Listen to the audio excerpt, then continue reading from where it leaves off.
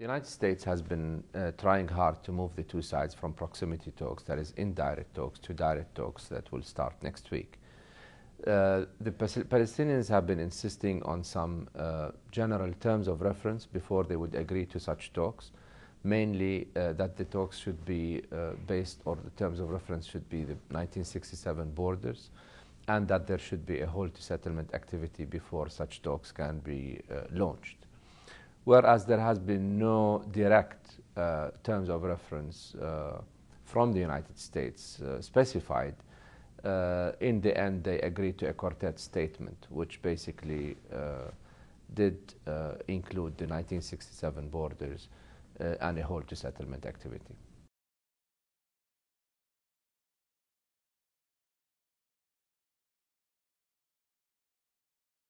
It is not clear what modalities the talks will assume.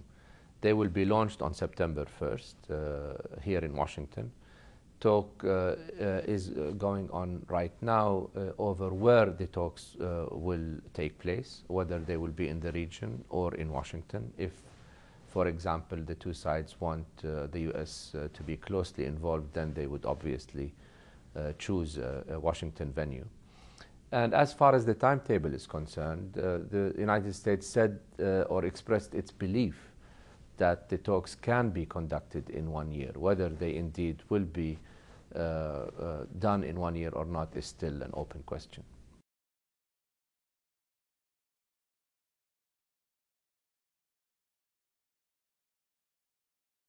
The chances for a breakthrough arrived at through bilateral talks just between the Palestinians and the Israelis, I think, are very bleak. For the Israelis, a peace with the Palestinian Authority will not include Hamas, will not include the wider region, and is therefore, I think, not worth the compromises that they believe they will have to make in order to arrive at such a solution. And on the Palestinian part, who will also have to provide some very painful compromises on the right of return, maybe refugees, Jerusalem. They will not be able to do that without Arab and Muslim cover. And if you take the Syrian Israeli part of the solution or the conflict as well, I think that Israel also will not be prepared to give back the Golan Heights without a solution to the relationship that Syria has with Iran, that Syria has with Hezbollah and with Hamas as well. And therefore, security guarantees would have to be put in that can only be put in if we go for a regional solution. The problem with time also is that time has run out, basically. All the most ardent optimists regarding the two-state solution will tell you that the two-state solution is at its deathbed. And therefore, we do not have time for an incremental approach that might take years, particularly given that the status quo is not static on the ground and settlement activity continues.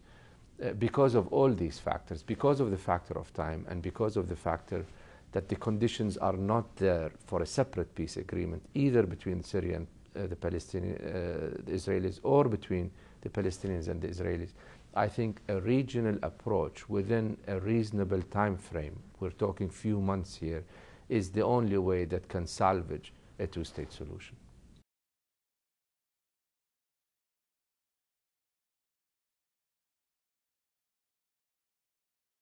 There are many stumbling blocks. Jerusalem is one of them. What do you do? How do you divide Jerusalem, make it the capital of the two states, but at the same time keep it open? And what security guarantees you need to ensure that? The refugee issue is a huge issue. What do you do with how do you exercise the right of return in a practical manner that would not torpedo a solution? Israel, on its part, is insisting to keep the Jordan Valley. How do you do that and keep a viable state solution?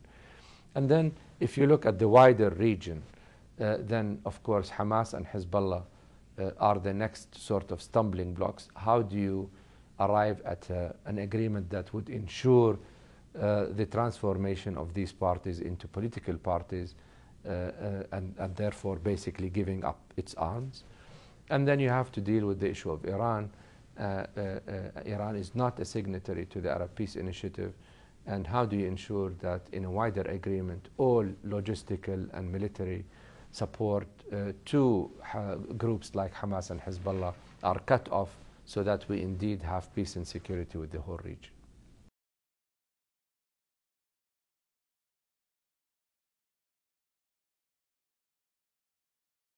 Because of the present Palestinian rift between a Palestinian Authority government in the West Bank and a Hamas government in Gaza, any separate agreement today will be reached between the Palestinian Authority in the West Bank and Israel, therefore excluding not just the Hamas government but also a sizable Palestinian community which supports Hamas and opposes a separate peace agreement. For all these reasons, I think that it is not possible to reach such a separate peace agreement, nor would it be accepted either by a majority of the Israeli public or a majority of the Palestinian as well. Palestinian reconciliation is of the utmost importance and will have to be done so that both Hamas for the Palestinians but also Hezbollah in the wider context can be included in a regional settlement that would ensure security for all countries in the region, including Israel.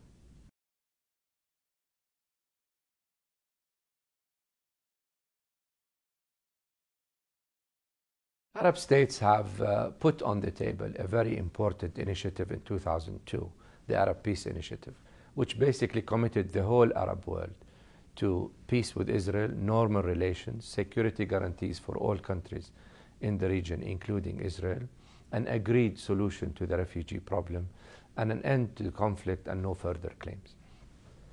Since then, I think Arab states have not done enough to market this initiative.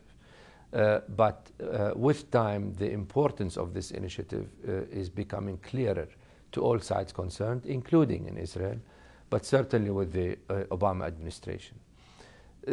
What Arab states can do now is to provide this regional safety net and to make sure that, of course, in return for a viable Palestinian state that, in my opinion, has to include East Jerusalem. Otherwise, no Arab or Muslim country would be able to live with that solution.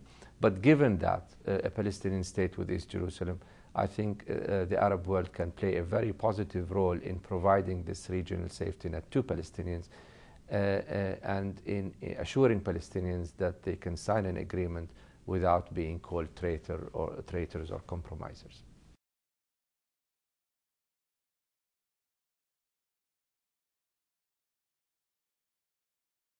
Saudi Arabia is key to a solution, in my view. Saudi Arabia is today a leader in the Arab world, in the Muslim world. Saudi Arabia is the author, initiator of the Arab Peace Initiative, and King Abdullah of Saudi Arabia has the stature, both in the Arab and the Muslim world, to make such an agreement stick.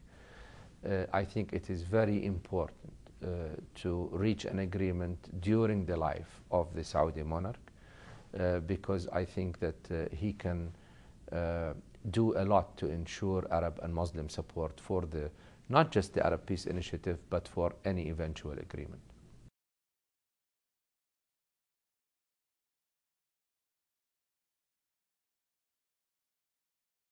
A lot has been said about Iran's role in the peace process. Certainly Iran is not an Arab country and therefore not a signatory to the Arab Peace Initiative.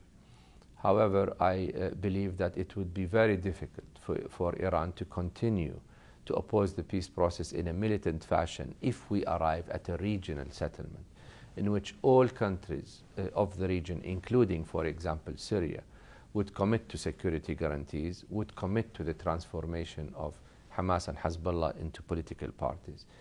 In fact, this is another strength of the Arab Peace Initiative, that the security guarantees and the transformation of Hamas and Hezbollah become an Arab responsibility rather than an Israeli one. Israel tried, after all, to disarm Hamas and Hezbollah, in Lebanon and in Gaza and failed on both occasions.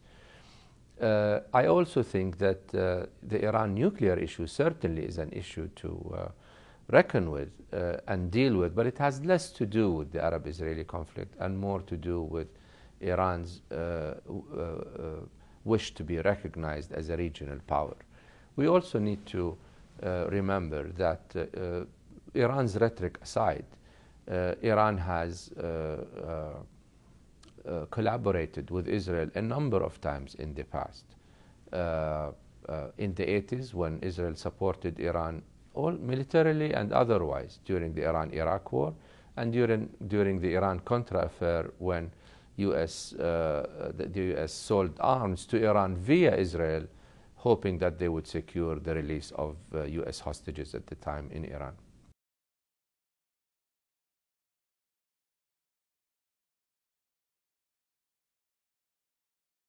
The U.S. has been very involved with the peace process since its inception in Madrid in 1991. After all, it was the U.S. that brought the parties together at Madrid. The Oslo, of course, agreements were signed here in Washington, and the Clinton administration was very closely involved in negotiations that led at the end to the Clinton parameters being offered to the two parties in late 2000. The Bush administration was not at first interested in the peace process, and its interest came too late for any agreement to be reached.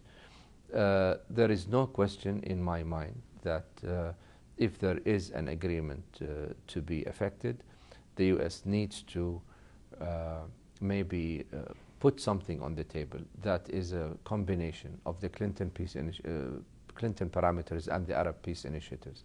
I think a mix of these two provides a very reasonable and regional framework for an agreement that would solve not just the Palestinian-Israeli part of the conflict, but the whole regional part of the conflict as well.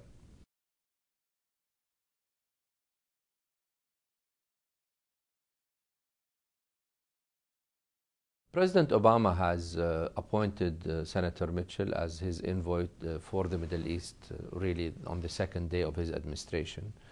So far, the strategy seems to follow an incremental approach, which has not resulted in much progress. The hope is that the direct talks that would be started now would have very active U.S. involvement and would not, again, adopt an incremental approach because, as I said, time is not on our side.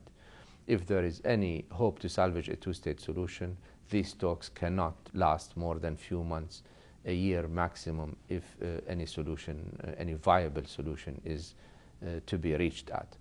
And frankly, it is not yet clear what approach the U.S. will take during these direct talks.